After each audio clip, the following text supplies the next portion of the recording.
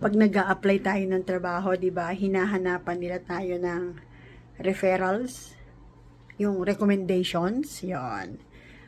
Para makita nila kung mahusay nga tayo, tatawagan nila yun. Hihingi nila yung telepono, di ba?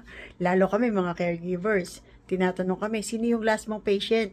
Tatawagan nila yun bago kanila i-hire. Meron ganun eh. Ngayon, tayo naman po ganito. Botohan, eleksyon. Ini-endorso ni Tatay Digong at ni BP Sara yung 10 na senatorial candidates nila. Di ba? Alam natin kung gaano kagaling si Tatay Digong at si BP Sara. Ngayon, sa tingin nyo ba magi-endorso sila ng hindi mahusay? Di ba?